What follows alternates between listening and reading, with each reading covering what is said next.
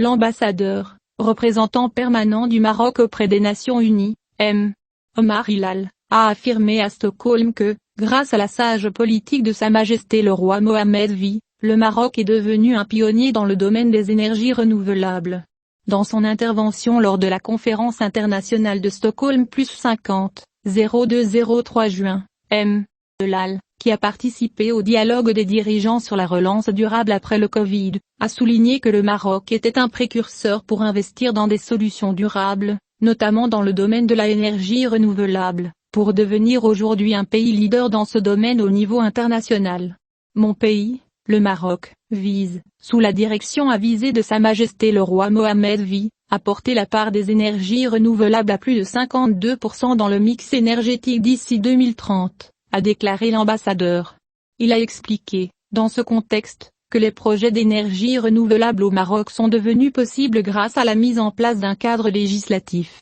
réglementaire et institutionnel approprié, que le Royaume continue d'actualiser, dans le but de rendre le secteur des énergies renouvelables plus attractif pour les investisseurs privés. Investissement. Il a déclaré que conformément aux directives royales, de nouvelles initiatives ont été lancées ces dernières années au Maroc.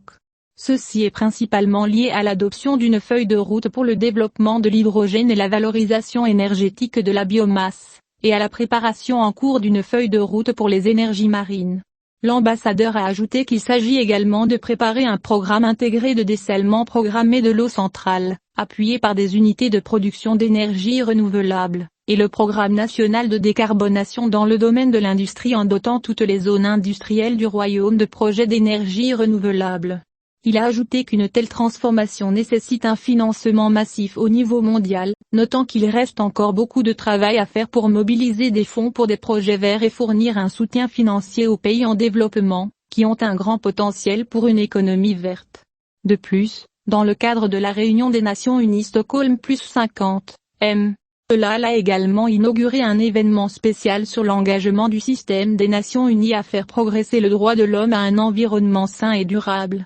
L'événement était centré sur la promotion et le téléchargement de la résolution 4813, adoptée par le Conseil des droits de l'homme, qui reconnaît l'accès à un environnement sain et durable comme un droit humain universel. Il a déclaré, le Maroc est l'un des pays fiers qui ont initié et participé, avec un groupe de délégation à Genève, pour la première fois, au parrainage de la résolution 4813. Qui reconnaît l'accès à un environnement sain et durable comme un droit humain universel, notant que l'adoption de cette résolution par le Conseil des droits de l'homme était une étape historique et a recueilli un large soutien. Il a exprimé sa conviction que reconnaître le droit à un environnement propre, sain et durable contribuera à améliorer la vie de millions de personnes, rappelant que ce droit est ancré dans la Déclaration de Stockholm de 1972, et a été défendu par la société civile dans toutes les régions du monde depuis plus de 30 ans. L'ambassadeur a conclu que, pour le Maroc, la reconnaissance universelle du droit à un environnement sain est nécessaire pour mettre davantage en évidence les besoins, les défis et les priorités des pays en développement dans le domaine de la protection de l'environnement et de l'action pour le climat, parallèlement à leur droit légitime au développement, comme le confirment les récents rapports du groupe d'experts intergouvernemental sur l'évolution du climat et un rapport du secrétaire général des Nations Unies. Notre programme commun.